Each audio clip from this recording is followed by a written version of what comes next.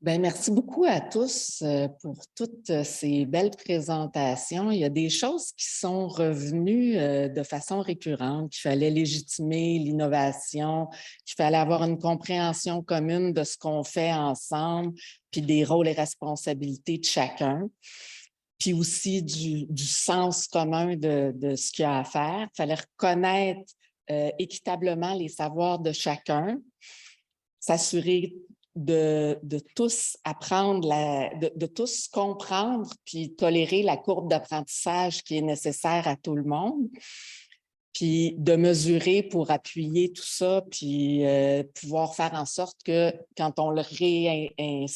quand on réimplante ça ailleurs, que ça s'appuie sur des données probantes. J'aimerais ça savoir de vous, vous êtes dans des établissements où c'est des établissements très, très structurés avec des grosses équipes. Est-ce que c'est quelque chose qui est possible dans des établissements plus petits, plus en région, plus éloignés? Comment on peut faire ça? La dynamique d'innovation, comment on est capable de pouvoir la mettre en œuvre? Ben, moi, je vais donner l'exemple que dans le cadre de Techno-Covid partenariat, là, où vraiment tout le monde était en état de sidération là, quand les décisions gouvernementales ont été prises. Et puis, par l'exemple, ça a été vraiment, ça a déclenché un mouvement où tous les établissements ont commencé à réfléchir sur des innovations qu'ils pourraient mettre en place. Et ils sont devenus encore très, très, très innovants. Hein. Ils ont fait des trucs absolument incroyables. Il y a eu une innovation que j'avais trouvée quand même assez hallucinante, c'est d'aller chercher je ne sais pas comment ça s'appelle, mais comme des ascenseurs extérieurs pour pouvoir être en contact avec ses proches dans les EHPAD ou dans les centres de longue durée, les CHSLD. Donc, comme ça, ils pouvaient voir leurs proches qui étaient même au 5e étage, au 6e étage, en pouvant aller. Donc, tu vois, sur des élévateurs externes. Donc, que des choses vraiment absolument incroyables. Donc, c'est sûr que le côté évaluatif était moins au rendez-vous. Là, c'était plus difficile de pouvoir mettre en place ce genre de choses.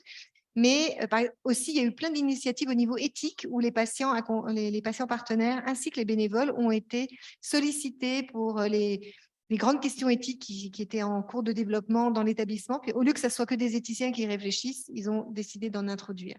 Donc, je pense que par l'exemple, pour créer des communautés, faire en sorte, on va en parler, à des communautés d'innovation, ça permet vraiment de faire une dynamique où ce n'est pas réservé qu'à ceux qui ont évidemment un peu plus de moyens ou qui sont un peu plus structurés dans le domaine. Mais peut-être je vais laisser Cathy réagir. Peut-être ajouter brièvement, j'ai le privilège de faciliter une communauté de répondants, de responsables de l'innovation à travers le Québec. On est rendu à 15, 6 et CIUS, donc centres intégrés universitaires en santé et services sociaux, puis des centres intégrés, donc non universitaires. Souvent, on dit que c'est que les CHU et les CIUS qui innovent. C'est faux, c'est pas vrai. Donc, il faut partir avec cette prémisse-là. Tout le monde peut et doit innover. Puis la stratégie qu'Armelle et moi, on a présentée, s'applique dans les institutions en réseau. Il faut en mettre en place des ingrédients clés pour soutenir les individus. Il faut que, comme organisation, même un CIS doit mettre en place un processus minimal, des outils minimaux pour pouvoir aider les gens sur le terrain, puis après travailler au-delà des murs de l'organisation. Donc, cette stratégie-là, selon moi, est applicable dans toute organisation. J'ai une autre communauté de répondants du privé. J'ai eu une rencontre la semaine passée avec une des plus grandes firmes d'investissement au Québec qui veulent déployer une stratégie d'innovation. Ça résonne aussi chez eux, c'est pas compliqué. Mais c'est pas compliqué. Après 10 ans, c'est pas compliqué, mais je veux dire, ça s'applique, peu importe l'industrie, peu importe la taille de l'institution, mais ça part avec une prémisse qu'il faut innover parce qu'on veut créer plus de bénéfices tangibles pour les clients en cancer, pour les patients et pour notre société en général. Qu'est-ce que vous en pensez, nos amis de Lyon? Ça s'applique dans les régions chez vous? Moi, je peux être que d'accord avec ça. Je pense que si on est parti d'une définition aussi simple et de valeurs aussi, je veux dire, humaines et quelque part universelles, c'est bien parce que ça ne doit pas être quelque chose qui est réservé aux experts. C'est quelque chose que chacun doit pouvoir trouver et expérimenter au quotidien. Une fois qu'on a dit ça, l'aide à la structuration fait probablement partie des missions d'un CHU, pour le coup. Et même nous, actuellement, alors on a peut-être moins de recul que ce qui se passe au Québec, mais la communauté de pratique entre établissements qui sont en train de phosphorer, elle est très importante. Et nous, dès le départ, on n'a pas voulu la réserver entre CHU. on a mis déjà des établissements. Alors voilà, on a créé ce qu'on appelle un club innovation sur la base d'une cooptation entre personnes qui réfléchissent ensemble et qui se font confiance. Donc, c'est assez informel. Et on tient à ce côté informel. Mais dès le départ, on a dit, c'est pas qu'un truc de CHU, c'est pas qu'un truc public.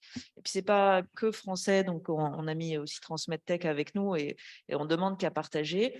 Et on réfléchit sur nos pratiques, mais on réfléchit aussi à ce qu'on peut mettre à disposition gratuitement en boîte à outils pour que ça puisse diffuser et que les gens qui ont envie de s'en saisir le fassent et puissent.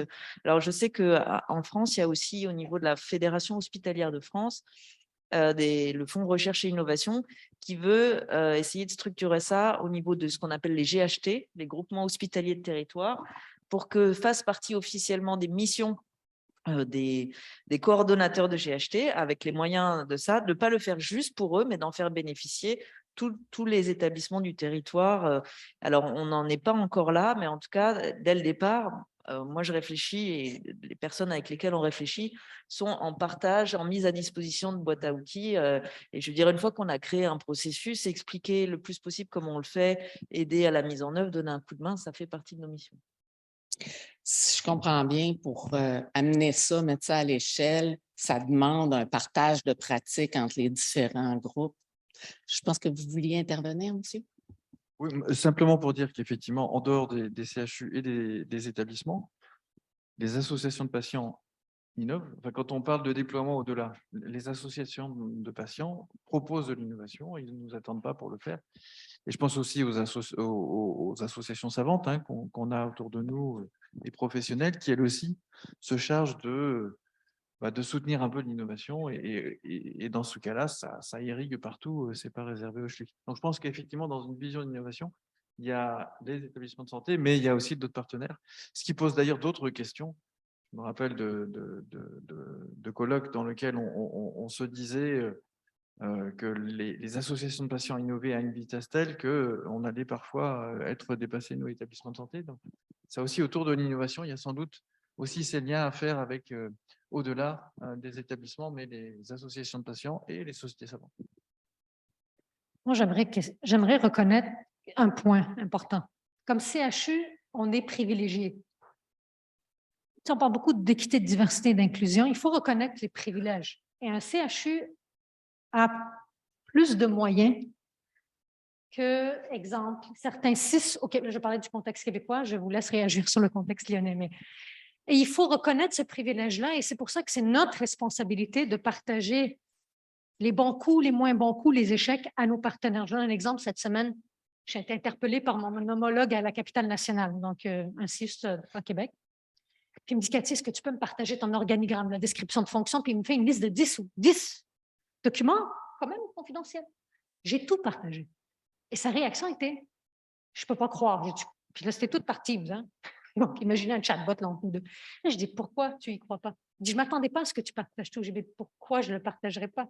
Je dis, moi, je suis au service du public, pour le public. Je dis, une chose que je te demande, reconnais la contribution intellectuelle du CHU.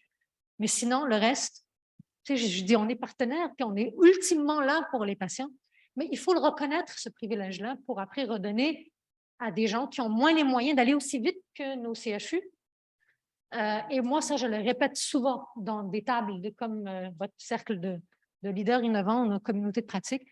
Mais après, il faut que nos ministères reconnaissent la grande valeur ajoutée des CHU, qui ne nous mettent pas au même niveau. Les CHU sont des laboratoires vivants où il y a des nouvelles façons de faire qui sont co-créées, qui sont testées pour en confirmer la valeur et qui sont au service du réseau. Présentement, il y a une menace des CHU à travers le monde, puis on avait une discussion par rapport à ça. Oui, on est privilégié, il faut être au service d'eux, mais à un moment donné, il faut reconnaître le caractère distinctif que les CHU sont des laboratoires vivants. Ils échouent, ils apprennent, mais si ça crée de la valeur, ils sont légitimés pour mettre à l'échelle des façons de faire pour la population.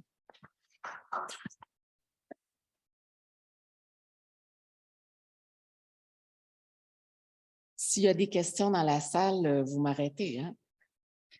Est-ce que je peux ajouter quelque chose à ça? Ben oui. Merci.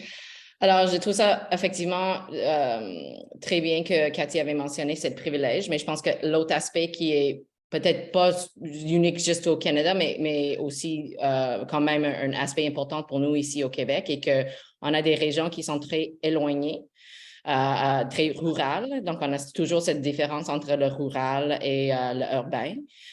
Qui donne vraiment des aspects très uniques et spécifiques. Mais une chose que je trouve est qu'il faut qu'on crée aussi des espaces et sur lesquels on a plusieurs différentes communautés de pratique ici maintenant qui fait ces genres de choses-là, qu'on était capable aussi d'être inspiré par les personnes qui font des innovations au niveau rural ou dans les espaces beaucoup plus éloignés, parce qu'effectivement, ils ont moins des ressources, mais des fois, ils trouvent des solutions qui sont plus simples, mais aussi très bien, qui bénéficient beaucoup de personnes parce qu'ils considèrent déjà les choses comme le télésanté, comment optimiser ces aspects-là.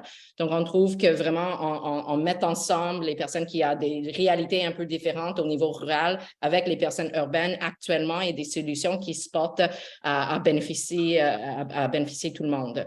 Donc, ça, c'est vraiment la chance qu'on a ici au Québec, qu'on peut faire inspirer, et notamment, par exemple, avec certaines populations ici au Québec qui sont plus vulnérables parce qu'ils sont aussi à distance et aussi avec certaines populations, par exemple, pour nos personnes autochtones qui a vraiment des contextes de santé et des contextes environnementaux qui sont différents que le nôtre, comme que dans les centres urbains. Donc, c'est vraiment un aspect important à garder toujours en tête et de partager rapidement avec nos communautés. Effectivement. Oui, une question dans la salle? Oui, je suis Éric Samaru, chercheur au CRCHUM pour les personnes en ligne qui ne me voient pas. Moi, j'avais une question sur quelque chose qui, je pense, est un peu le nœud de la guerre, là, malheureusement. On a bien parlé, enfin, vous avez beaucoup parlé sur le besoin de légitimer le temps des personnes. C'est des ressources en temps. Et ça, malheureusement, ça coûte de l'argent. Le temps, c'est de l'argent. Concrètement, le ou la bibliothécaire ou l'infirmier ou l'infirmière qui prend 15% de son temps en une journée pour aller faire de l'innovation, ben, pour l'instant, il faut que ça tourne. Comment est-ce qu'on peut imaginer financer ce genre de système? C'est une question peut-être sur Cathy, Marie-Pascale et puis Caroline, ce que vous avez présenté les projets. Comment est-ce qu'ils ont été financés? C'était des appels à projets gouvernementaux et ça, c'est en quelque sorte des projets pilotes. Donc, de manière pérenne, comment est-ce qu'on finance ce circuit d'innovation qu'on veut mettre en place là? Peux-tu commencer? Alors, excellente question, Eric. Je m'attendais à quelqu'un qui me pose la question. J'en ai discuté avec la directrice des soins de Lyon. Premièrement, il y a des choses qui se font in kind. Mais ça, il faut que ta direction générale, ton comité de direction dise « je te dégage du temps ». Tous les projets que tu as vus, 75% ont été financés à même les ressources du CHUM. Le temps libéré, les ressources, la fondation, c'est sûr, le philanthropique, des fonds de recherche, évidemment pour certains projets, mais il faut, comme organisation, puis je vais laisser mes collègues de Lyon s'exprimer, mais le temps protégé SERGIP d'équipe, pas par individu, j'y reviendrai. Le directeur de la finance l'a signé, là. Il dit, alors, il y a du temps dégagé, à même le budget d'opération pour dégager du temps pour faire certains projets, surtout des innovations de continuité. L'innovation de rupture, il faut aller chercher de l'argent frais et on a des stratégies pour le faire, donc plusieurs, tu connais tes chercheurs. Mais je pense que la première chose, c'est que comme CHU, on reconnaît que ce temps protégé-là va créer de la valeur. Là, on est l'année prochaine. C'est la mécanique de confirmer que si tu protèges 15% du temps pour faire du RGIP, là, donc je rappelle, S, soins, services, santé, E, enseignement, R, recherche, G, gestion, I, innovation et P, partenariat, patients citoyens et partenariat académique et autres, industriels. Si tu dégages du temps pour faire du RGIP, est-ce que ça améliore ton S? On n'est pas encore rendu là. Donc, Jocelyn attend après nous en disant « OK, vous parlez de temps protégé RGIP, vous dites que ça va améliorer la performance du S, prove it. » On n'est pas encore rendu là, je peux travailler avec toi si ça te tente. Puis après, je vais laisser mes collègues répondre sur… J'ai répondu en partie à ta question. Ben moi, c'est sûr que je vais le voir plus sur une lentille recherche. On n'avait pas le financement au départ pour la recherche, mais on a vraiment décidé qu'on allouait des fonds de recherche et des ressources. Là, je me tourne évidemment sur toute l'équipe, que ce soit Cécile, Yalaron, Monica, Inescu, et puis toute l'équipe. Là, tout d'un coup, s'est sentie vraiment mobilisée. Puis on a dit, on va mettre du temps plus particulièrement sur ces projets. Puis on a eu la chance ensuite de pouvoir appliquer sur un projet qui a été retenu. Donc ça nous a donné un bon appel d'air pour vraiment faire des choses un peu plus innovantes que ce qu'on aurait fait si on l'avait fait autrement. Et puis je me suis sentie, moi en tous les cas, un devoir dans le système de créer cette dynamique, de changer un peu la manière de concevoir le rôle des patients et des citoyens dans la crise. Là, donc j'ai vraiment pris sur moi en disant des activités qu'on fait dans la communauté de pratique sur le partenariat allaient vraiment être renforcées, qu'il y aurait plus d'activités, qu'on mettrait plus de moyens là-dessus. Ouais. Et on a fait donc des webinaires tous les mois, là, mettant en valeur le réseau, tout ce qui était fait, les résultats de recherche, etc., pour amener vraiment tout le monde dans une roue plus vertueuse que celle dans laquelle on était au départ. Et puis aussi, sur certains projets, on a mis une petite ligne médico-économique. Donc, on a commencé à réfléchir aussi sur le retour sur investissement des travaux. On ne peut pas le faire de toute façon tout le temps, mais on l'a fait par exemple sur tout ce qui était les technologies et le suivi, c'est ça, le suivi à distance des patients. On a commencé à faire une estimation de coûts pour voir un peu quel avait été le retour par rapport au projet, la manière dont on les avait conçus avec les patients. Donc, voilà. Peut-être juste ajouter un point, Éric, puis tu connais les sources de financement de recherche industrielle ou de recherche. On est allé quand même chercher 25 millions en 2 ans. C'est juste pour une liste de 15 projets. Tu sais, moi, je dis toujours, l'argent n'est pas un problème. Je m'explique. Quand tu as une équipe forte avec un projet où l'hypothèse de valeur est claire, la philanthropie se mobilise, les fonds de recherche se mobilisent et les fonds de recherche industrielle. Et quand tu as un exécutif, un comité de direction qui ose prendre des risques, mais qui croit que tu vas te revenir et démontrer la valeur, ça marche. Ça marche. Je ne sais pas si j'ai le droit d'intervenir comme animatrice, mais ça me brûle un petit peu. Je suis impliquée dans un projet où on implique des patients partenaires pour apprendre à d'autres patients qui entrent en cancérologie une plateforme de suivi des symptômes à domicile.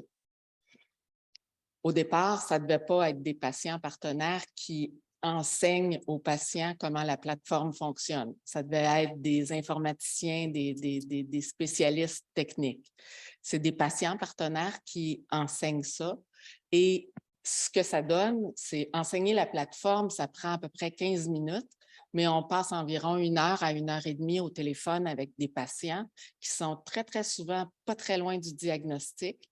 Ils viennent juste d'être diagnostiqués. Ils vivent un choc. Ils ont besoin d'en parler. Il n'y a pas grand monde, généralement, pour nous écouter quand on vient d'avoir un diagnostic de cancer. C'est les gens nous disent « Oh, prends sur toi, là, ça va bien aller, t'es forte. » Mais sortir ce qu'il y a, ce qu'on vit par rapport à ça, il n'y a pas beaucoup de monde. Puis les pairs peuvent être un réceptacle pour tout ça qui est très efficace et qui, à mon sens, permet d'économiser du temps par d'autres spécialistes dans la boucle. Puis ça, bien, ça reste à mesurer. Je vais dans le même sens que Cathy. Mesurer l'impact du partenariat patient dans des processus. J'ai le jupon qui dépasse. Je suis sûre que c'est là, mais bon, il faut le mesurer. Ouais, peut-être que tu pourrais te présenter, Catherine. Parce que Comment? tu pourrais peut-être te présenter, Catherine. Oh! Oui, hein? Je suis Catherine Wilhelmy, je suis une patiente partenaire en recherche. J'ai été diagnostiquée d'un cancer du sein en 2018, puis je m'implique en recherche depuis ce temps-là. Je suis impliquée dans différentes choses. Puis j'aime ça. Elle a une énergie hallucinante. Oui. Oui. Moi, j'aimerais faire un lien avec la question qui a été posée ici sur les ressources. Et puis, moi et Catherine, on ne se connaissait pas avant de se rencontrer ici. 5 minutes. Puis, on s'est déjà mis d'accord sur un sujet qui résonne très, très fort. C'est aussi, puis là, je reviens au titre de la journée aujourd'hui, Innovation en partenariat. Il y a une partie au niveau de la responsabilité, des rôles et des responsabilités de tous les acteurs y compris des patients partenaires, des proches aidants, ou comment est-ce qu'on peut redéfinir ça avec toutes les parties prenantes? La crise de la COVID l'a montré. Moi, j'ai une de mes tantes qui est allée travailler dans les cuisines d'un CHSLD parce que c'était la seule façon qu'elle avait d'être à l'intérieur puis de prendre soin de ma grand-mère. Il y a des gens qui ont été justement inventifs là, de monter au 5e étage sur un ascenseur, mais il y en a qui étaient d'accord d'accepter d'énormes contraintes pour ne pas nuire à la santé et sécurité des équipes, des autres patients, mais qui voulaient s'impliquer davantage. Il y a eu des façons de le faire en allant comme bénévole dans des CHSLD. Par contre, ce n'était pas accepté avec des proches, par exemple, même si on allait s'isoler complètement, couvrir des frais, etc. Est-ce qu'au niveau du rôle, des responsabilités, quand il y a des patients et des proches qui veulent en faire davantage, est-ce qu'il y a des façons de médier ça dans le système qui est débordé, qui est surchargé? Comment amener ça sur la place pour des changements plus durables? Je trouve que c'est une excellente question parce que pour l'instant, en tout cas, je pense qu'on peut être encore un peu critique par rapport à notre système. Là, on est quand même encore très… on donne une place, là, je veux dire, je pense aux patients partenaires et aux proches. Mais de là à leur laisser beaucoup de place et être plus, comment on pourrait dire, amener des propositions, être vraiment dans un mouvement où on va reconnaître qu'ils sont aussi une source d'innovation par eux-mêmes et bien sûr un peu cadré, mais quand même que cette énergie-là soit plus spontanée et plus capable de pouvoir s'exprimer facilement. Pour l'instant, en tout cas, je pense qu'on peut dire qu'on a encore du travail à faire. Là. Je trouve que souvent, il y a encore c'est un peu cantonné à un système encore assez rigide. On va les chercher quand on a besoin d'eux, etc. Enfin bref, mais leur donner plus d'espace pour être encore… J'aimais beaucoup le terme qu'on a utilisé pendant notre cours, là, des délinquants respectueux. Là, que les patients partenaires deviennent des délinquants respectueux, je trouve que pour l'instant, il y a encore de la marge d'amélioration. Je sais pas ce que tu en penses, toi. Je vais ajouter un point, puis je vais laisser mes collègues ici réagir, mais je reviens au mindset. Si tu as des organisations qui refusent que les patients partenaires ou les bénévoles ou même leurs propres équipes proposent des nouvelles façons de faire, il n'y a rien qui va avancer. Puis on avait un échange tantôt avec certaines patientes partenaires. Cette ouverture à essayer autre chose, si elle n'est pas là, difficile à persister. Si l'exécutif d'une organisation n'est pas ouvert, il faut travailler ça dans un premier. Il peut y avoir des petits succès, mais ça va être difficile de généraliser. Puis tu soulèves un point qui est un des défis de société, c'est la pratique collaborative. Parce que quand tu définis les rôles et responsabilités de chacun dans une équipe de travail, c'est quand tu ajoutes un patient partenaire, un bénévole, une technologie, un physiothérapeute qui fait un autre rôle que son rôle traditionnel, ça chamboule les pratiques. Et on n'est pas… C'est des questions qu'il faut qu'on aborde, qu'on a abordées dans le passé, mais pas assez. Comment ça se gère, cette pratique collaborative, dans un contexte de digitalisation aussi?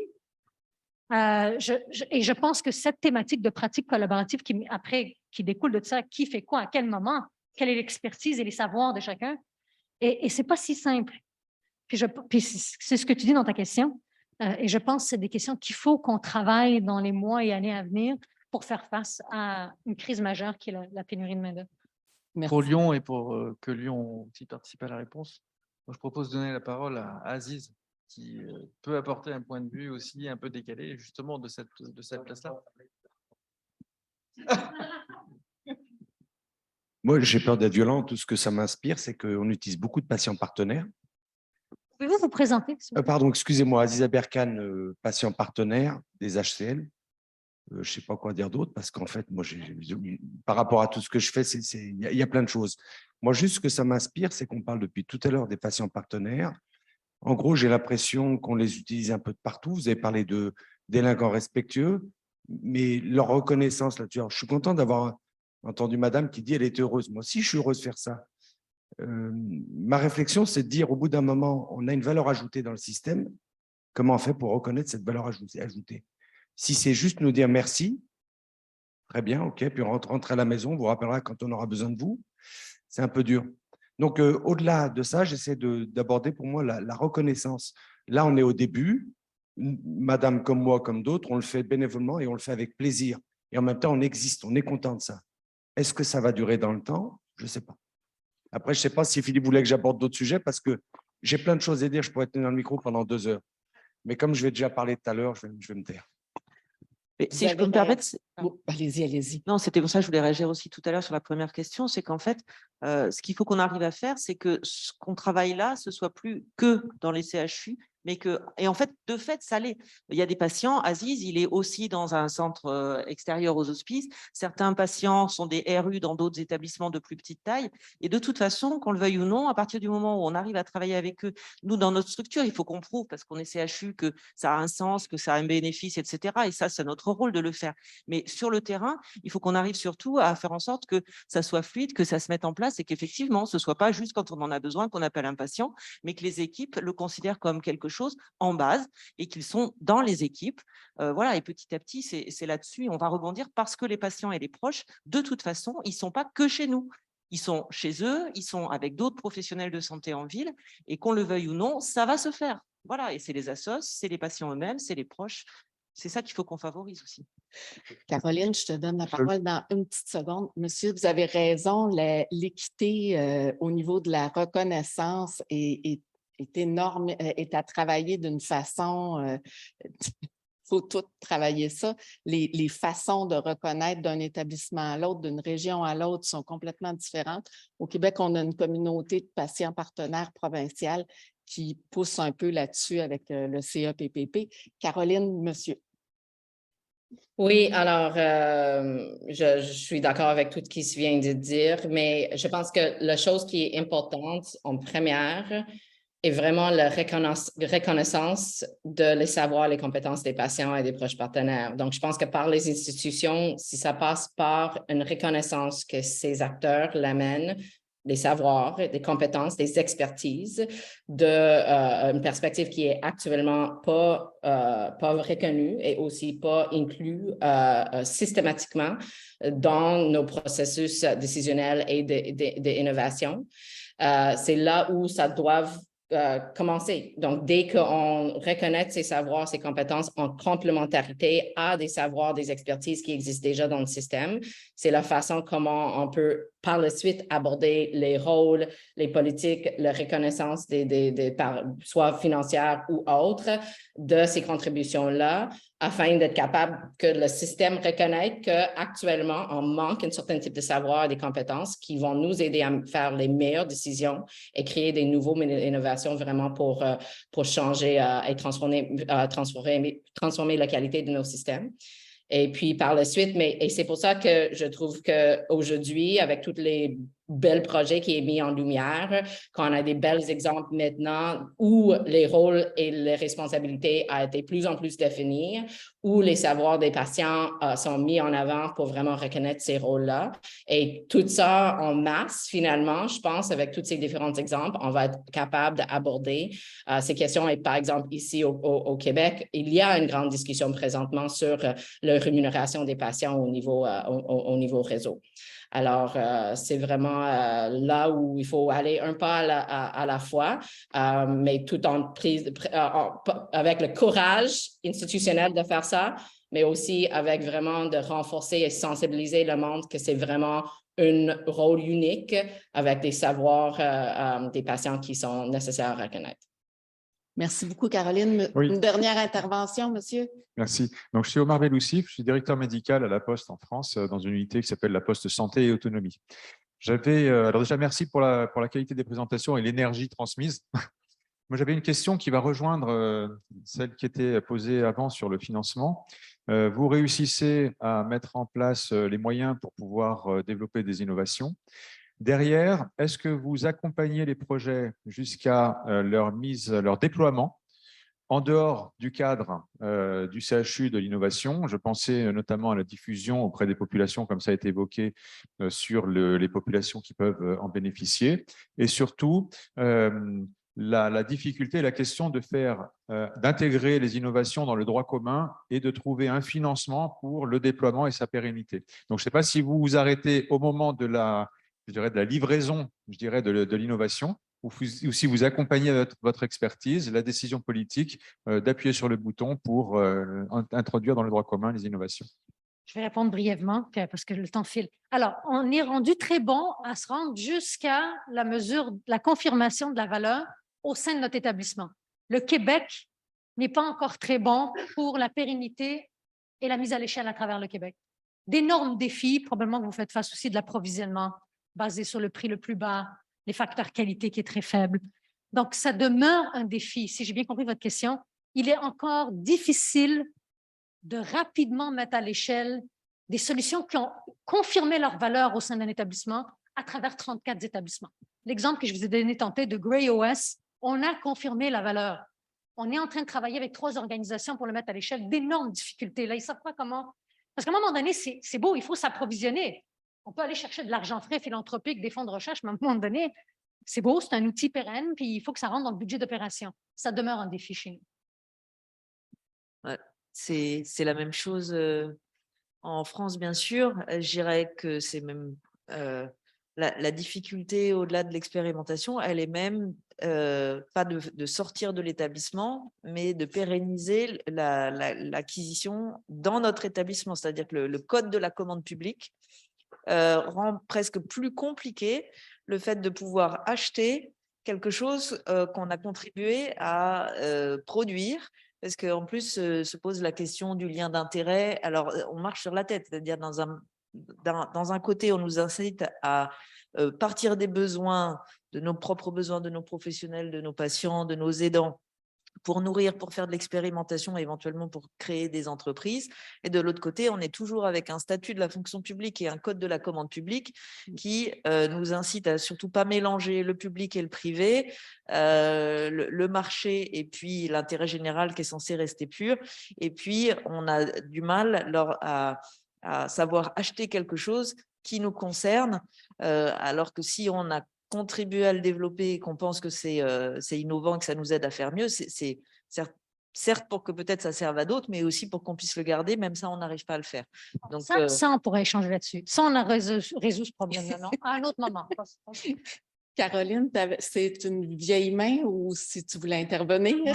J'aimerais juste ajouter, oui, on a encore ce défi-là, mais je pense que c'est là où, encore une fois, la collaboration et les sensibilisations qui a déjà été faites et qui continuent à être faites avec tous les acteurs du réseau qui ne sont pas nécessairement juste responsables pour l'innovation, et de changer cette culture qu'actuellement, n'importe quel acteur dans le réseau est capable de l'innovation et de faire partie de la cycle de l'innovation en général. Donc, par exemple, pour nous, au Centre d'excellence, on accompagne beaucoup les organisations dans l'implémentation des différentes innovations liées à la partenariat patiente, mais on sait que c'est les DQPE, des différentes directions, des acteurs qui sont existants, qui sont sur le terrain, qui vont être les personnes qui vont nous aider à pérenniser ces choses-là. Donc, un aspect, je pense que c'est la montée en capacité de ces acteurs-là qui sont importantes afin d'être capable de pérenniser et continuer ces points-ci. Donc, c'est vraiment qu'une partie de l'innovation pour nous doivent être également la montée en capacité de tous les acteurs de la compréhension de l'innovation, de la compréhension du partenariat notamment, mais aussi comment, dès le début, réfléchir avec eux autres, de voir comment ces innovations peuvent être pérennisées par la suite. Donc, je pense que c'est là où actuellement, il ne faut pas que les personnes en innovation soient dans un coin et puis les autres acteurs soient dans un autre, mais actuellement, qu'on travaille tous ensemble pour que à le moment propice, après le pilote, ça va être passé plus naturellement déjà dans les institutions. On parle souvent de défaire les silos. Je pense que vous nous en avez fait la démonstration, chacun à votre tour. Je vous remercie infiniment pour la richesse de ce que vous avez partagé avec nous. Vous allez savoir nous influencer pour la suite. À tous, merci beaucoup de votre participation. Je pense qu'on est tous d'accord qu'on aurait continué à parler de ça encore longtemps. Le temps file, puis il est temps de manger. Alors, bon appétit! Bon appétit, bon lunch à tous. Merci.